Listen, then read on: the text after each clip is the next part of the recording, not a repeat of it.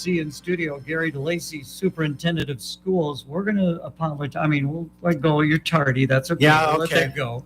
But a good reason. You're getting ready for the start of another school year. How's it going?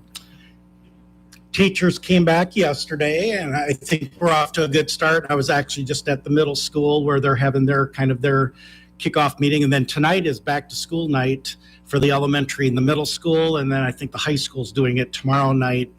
Before that, I think there's going to be like a football scrimmage or something that they're tying into it. So I'd encourage parents to attend the back to school night. I think it's really important to get some of that anxiety and nerves out of the way. Find your desk, find your locker, meet your teachers, that kind of thing. So I believe that's 4 to 5:30 tonight at the elementary schools, and it's a little bit later for the middle schools for those families that would have to get to both places. You know, very important, as you pointed out, those back to school nights. I would imagine those who are maybe going back to the school for a second or third year, or middle school, or going back for eighth grade, they may not think it is as important, but it certainly is. It is. I mean, just finding that locker, rolling that combination. Most of them haven't rolled a locker combination in 2.5 months, and okay, let's get used to it again. Got a new locker, new combination, new set of teachers in all reality. So I think it's, like I said, there's natural anxiety. And then I think it might even be a little bit tougher this year because we're starting on a Monday. So, you go with the back to school night tonight, but then, that anticipation build up through the weekend, and then Monday morning, here we are. You, of course, taught for a number of years. You've been an administrator now for the past few years. Is it the same kind of feeling for you, the start of a school year as a teacher, as opposed to now being a superintendent? It's different. Actually, my big day was yesterday. I'm meeting, I met with the entire staff and kind of the kickoff thing. So my nerves were a little bit more Tuesday night going into the yesterday with the assembly, with everybody, and that kind of thing. So in a way, I feel like I'm up and running now, versus I'm sure, for the kids and the teachers, it will be more of that Sunday night going into Monday. So I think there is kind of a transition there in terms of responsibilities. Both of us have a background in athletics, so I would imagine, getting ready for a big game, getting ready for a school year, the same kind of anxieties and what you're looking forward to. Yeah, you always worry about what you can't control, and you really shouldn't do that because you can't control it. But, I had 2.5 months to really get myself ready for yesterday. And what was the message to give them? Because you always told that first impression, what are you going to say, and what's most important to set the tone for the school year? So, it's exciting. I think people are looking forward to a little bit of normalcy, although I wish COVID were more in the back rear view mirror than what we have, but it's still going to be more normal than last year. Well, let's talk a little bit about that, because it is so much in the news right now, not only in Iowa, but nationwide. Do we wear a mask? Do we not wear a mask? Is it mandated that you wear a mask? What do you think? Well, here's the thing is that a lot of those decisions are not local controlled decisions based on what happened with the legislature last year. So for masking, there was a law passed in May that school districts cannot require masking. We will encourage masking because we realize probably well over 90% of our students are not vaccinated. But it's state law that we cannot enforce it. Same thing with social distancing. When they passed a law to basically allow in-person learning, and we couldn't make the local decision on hybrid or anything, we lost social distancing with that. So a lot of these are state laws, state decisions that were made, and we're going to follow those. But it's kind of tied our hands behind our back a little bit in some of these things that we can do this year. I would think it's probably more along the lines of common sense. I mean, if you're not comfortable being around other people, go ahead, wear a mask. But if you don't want to, it's your decision. Yep. And we would certainly encourage those that, for public health guidelines, that if their families feel strongly that way, particularly if they're not vaccinated, and we're going to work very hard. We've talked already to the staff yesterday. We want people to feel comfortable being able to wear a mask and comfortable if they decide not to wear a mask. That is true. We're visiting with Gary DeLacy. We'll let him catch his breath a little bit. We got a break for the weather. We'll be back with more right after this. Our 1545 weather update brought to you by Citizens First Bank. The theme of building in more warmth and even more moisture that continues for us today, as many of our hometowns will likely hit 90 degrees as we get to the afternoon. Mostly sunny skies, though that 90 will feel more like 93, 94, thanks to the added humidity. We'll throw in the chance of an isolated storm going into Friday. That's mainly going to be in the evening hours, and the majority of us sadly are going to stay dry. We're really needing some rain around here, and it looks like we're going to have to wait to get that. Highs on Friday will be near 90. We'll sneak into the upper 80s, a little bit cooler for Saturday. Anticipation we could see a morning shower or storm, a couple leftover clouds for the afternoon. But again, the bulk of us likely to remain dry. Much cooler and comfortable for Sunday with highs near 85. With your Storm Track 8 forecast, I'm meteorologist Andrew Stutzky. Thank you, Andrew. Right now, sunshine. We're at 78 degrees. Our update brought to you by Citizens First Bank.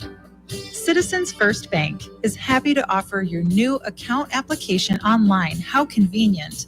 Our online account opening process will guide you to open your account from start to finish. Super easy, and there's no time like the present. Open your next account online at Citizens First Bank.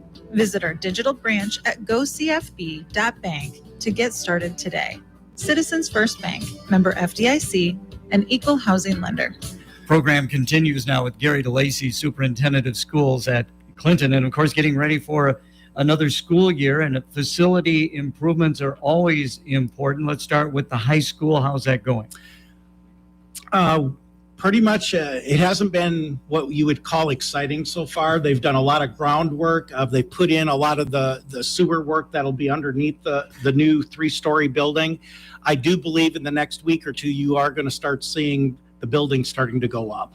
So, but you know, we've went about 5 to 6 weeks here where there's just been a lot of groundwork. They've had some difficulties. There was a lot of rock as we moved south into that bluff, and they had a heck of a time getting it, chiseling that rock out to get it to where they needed to tie into the sewer and do all those things. So I think they're glad they got through that phase of it, and we're looking forward to actually seeing something visibly going up. You know, I do want to go back to the committee that really spearheaded this improvements. What a great job they did.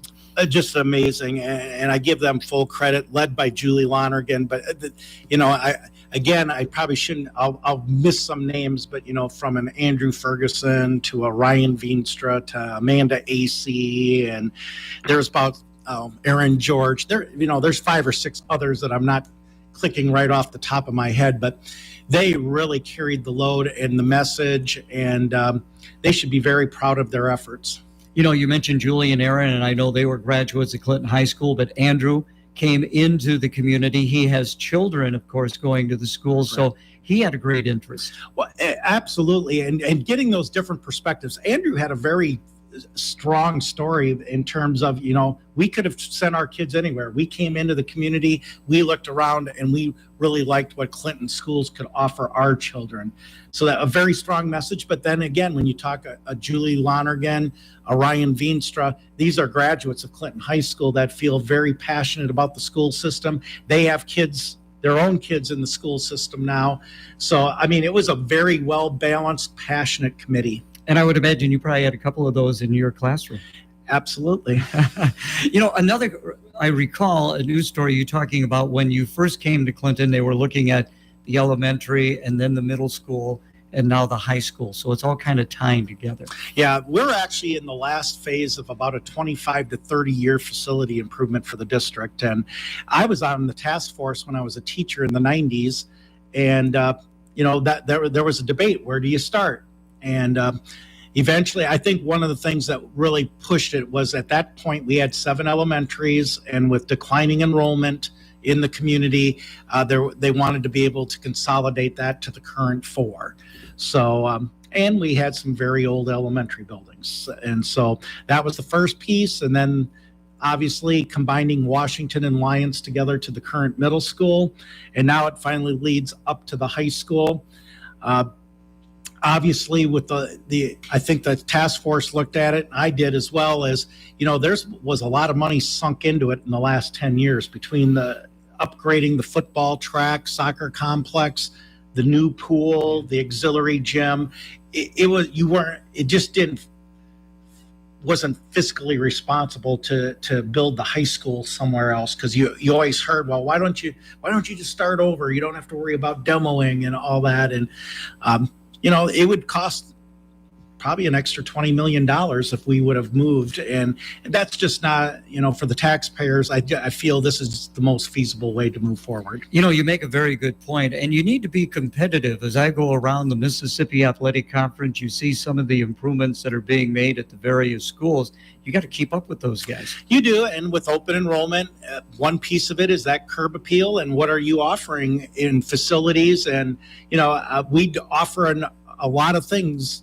I still point to, oh my God, look at that commercial kitchen that we offer at the high school. And we will continue to move that piece forward into the new high school, but it'll be good in some of our other programming. We've obviously outgrown the 1919 building, and we struggle to provide what you call a 21st education in that building. So it will be exciting to get a building that'll support, current learning. Again, visiting with Gary DeLacy, Superintendent of Schools. Now, athletics, the Hall of Fame will be coming up that first Friday. Cindy Rashi is going into the Athletic Hall of Fame.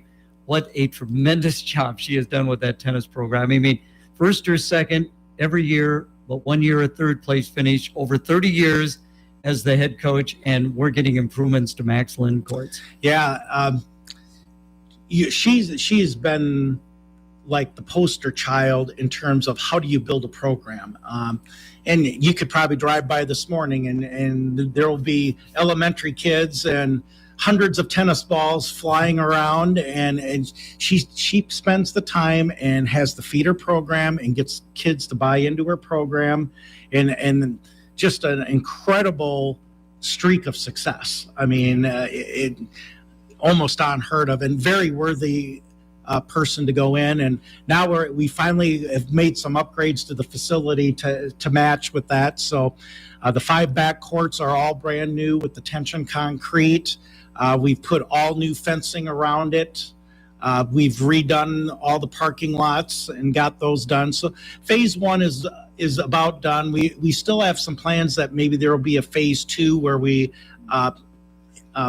improve the lighting on it, and maybe add an 11th or 12th court. 12 courts is ideal, especially when you get to if you're hosting regionals and you have 4 teams and those kinds of things. So these 2 teams have 6 courts. These 2 teams, we're kind of 2 courts short. So I still think there may be a phase 2 in the future, but if you drive by right now, that facility looks very nice compared to where it was a year ago. I want to throw this out at you. Of course, the improvements at the Max Lynn courts, what's going on at the high school. We have the Athletic Hall of Fame. We have the Hall of Honor, which you're very much involved with. To me, it's a pride thing. You want to be proud of your background at Clinton High School and go forward. Absolutely. And like I said, I think that's a built-in thing with the city of Clinton and also Clinton High School. I say this every year. Nobody does homecoming as well as Clinton. I mean, you can go from, the parade to the coronation, the dance, but even the floats. I mean, all the things that go into it. A normal homecoming parade in other districts will be 5 to 10 minutes. Ours will run 25 to 30 minutes, and you have the whole community involved, and the elementary and middle school kids are involved in that parade. And I think it's something very unique. I don't think people realize what we have here in Clinton, and particularly when it comes to that homecoming week. And it does come back to that pride of community, pride of the school system, pride of that. That's something that drew me back into the district. Well, great to have you back, and homecoming, and it's great to be going to have homecoming back again this year after missing it last year. Yeah, and we're excited, like I said, to get back to some normalcy and some things. And like I said, I'm really hopeful that we can get the pandemic in the rearview mirror and shifting gears a little bit. We are going to still be pushing kids to get vaccinated. Yeah. I think that's going to be the key to really getting in the rearview mirror, is getting as many kids vaccinated as possible. And we'll be offering clinics at the high school and middle school probably here in September to make another push to get as many vaccinated as possible. That is great to hear. You wanted to talk about you're heading over to Bluff after you get done here. Yeah, for all our patrons that are going to be going to back to school tonight at Bluff, you're going to notice a major change in the entry area. It was done for safety, that we had a more secure entrance, but in order to do that, it took a major reshuffling of where the offices are, how you walk in, what the commons looks like. We're actually doing a punch list here in 35 minutes, so hopefully it's all coming together. But for those parents that have students at Bluff, I think you'll be in for a surprise tonight at that entrance area at Bluff, and we're excited. And before we do let you go, and thank you so much for coming in, because I know how busy you must be at this time of year. Any final thoughts, things that you want to get out to the people listening? I think again, we all need to be able to work together. One thing I'm gonna pitch as well is we're gonna start a program with our buses this year called Here Comes the Bus. And so students are basically going to be asked to carry a badge. You think of it as like a driver's license that they can scan in and off on the bus. Well, that's really important for us, because unfortunately, sometimes we'll get a call from a parent, my child didn't get off the bus. Well, that would be hard for us to track down prior to this. Well, now we should know right away with that kid scanned in. It also is a mobile app for parents. So the parents can actually get on their mobile app and say, well, is the bus running ahead? Is it running behind? Those kinds of things. I can see in the winter, you'd say, oh, the bus is about 1 minute away now. Now you can go out instead of standing out in the cold. So I really encourage people to download that app on their phone and use that. And it's called Here Comes the Bus. Amazing. You know, everybody is seeing it, a lack of workers. How's the situation for the Clinton schools? We're seeing the same thing. We don't have all our positions filled, and we are really struggling for substitutes on our substitute list. So if there's anyone out there that's interested, we're more than willing to listen. We still need bus drivers. We're just like everybody else, paraeducators, and unfortunately we're short 4 or 5 teaching positions to start the year. So we may be starting with substitutes, and that's hard to do on year one, but we're not the Lone Rangers. Every superintendent I talk to is really struggling with this employee shortage. If people are interested, how can they best get in touch with you? Well, they can call us 243-9600 and talk to Human Resource. We also have everything posted online on our website. All right. Hey, Gary, great to see you. Have a great school year. You bet. Thank you.